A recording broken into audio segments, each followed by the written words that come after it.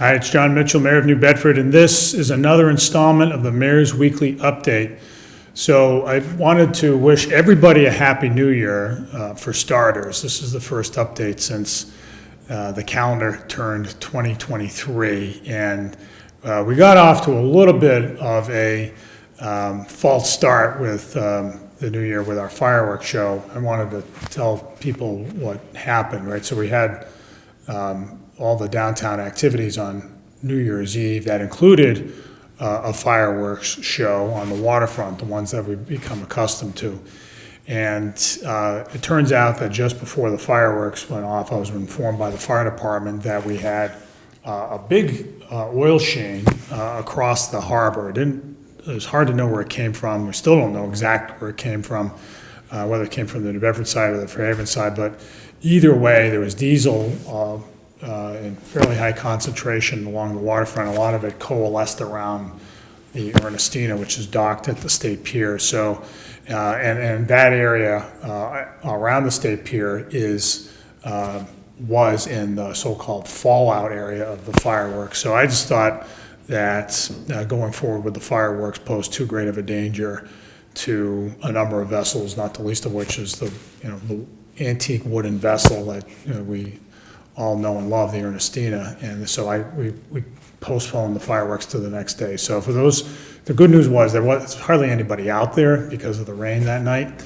And then the next day on January 1st, we went ahead with the fireworks and they worked well, and there's a lot more people out there. So I just want everybody to understand like what the thinking was on that night. So speaking of the State Pier, we had a really big announcement since I last spoke to you concerning the State Pier. For many years, we have strived to get the state to allow the State Pier to be developed. And we've worked very closely with the Baker administration, the outgoing Baker administration, on that. And it's taken a while. The city, after all, doesn't own the property. But we've looked at that for years, as you all have, and have said, so much more could be done there. And so we've gone through years and years of planning to figure out what to do up and down the waterfront, and now you're seeing a lot of construction on the waterfront that emanates from those plans.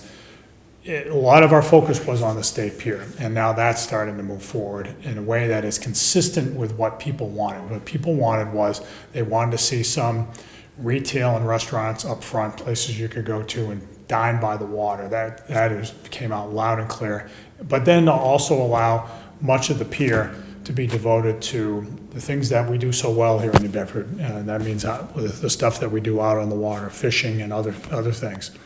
So that's what's happening. So we worked with Mass Development, which manages the pier, to come up with, to work through a request for proposals for development of the pier.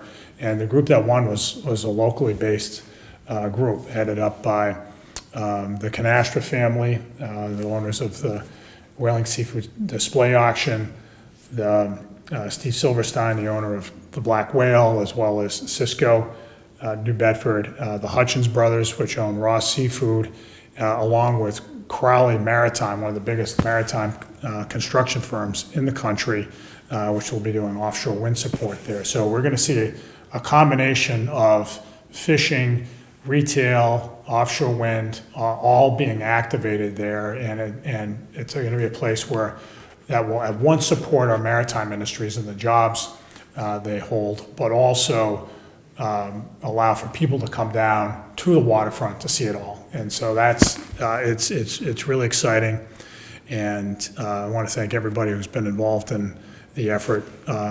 It's not done yet. The details have to get worked out over the next 6 months. But it's off to a really good start, and so we're going to continue to see that through. So we want everybody to understand that at some point in the future, you'll be able to go down there and see, a big piece of what New Bedford does, fishing and wind and all that stuff, and you'll be able to see it right from the seat of your park bench or your restaurant table or wherever, right down there, right next to the Ernestina too. So that's the State Pier. Stay tuned on that. The last thing I want to say is we've got the Moby Dick Marathon coming up on Saturday, and we look forward to that. That's finally coming back in person after having been off for a couple of years because of the pandemic. And we look forward to the first chapter being read by the actress Taylor Schilling, whose father lives here in New Bedford, so she knows New Bedford very, very well, and so she will do, no doubt, a stirring job being Ishmael and as the first reader. I have the privilege as the mayor of reading chapter 6, which is called The Street, which is when Ishmael walks throughout the city, the town then, of New Bedford and looks at all the opulent gardens and the Whaling Mansions and all that stuff. And so that's always a lot of fun as well. So hopefully you'll get a chance to tune into that. It's being covered on cable as well as on Facebook. So anyway, a lot going on in the city at a time of year when things are ordinarily slow, but we'll continue to do what we do, which is to press it all forward. Until then, we'll see you next week.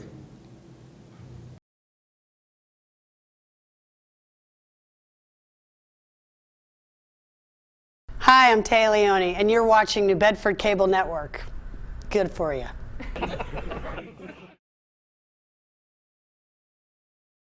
150 over 90. 180 over 111. 160 over 110. I had a stroke. This is what high blood pressure looks like. You might not feel its symptoms, but the results from a stroke are far from invisible or silent. If you've come off your treatment plan, get back on it, or talk with your doctor to create an exercise, diet, and medication plan that works for you.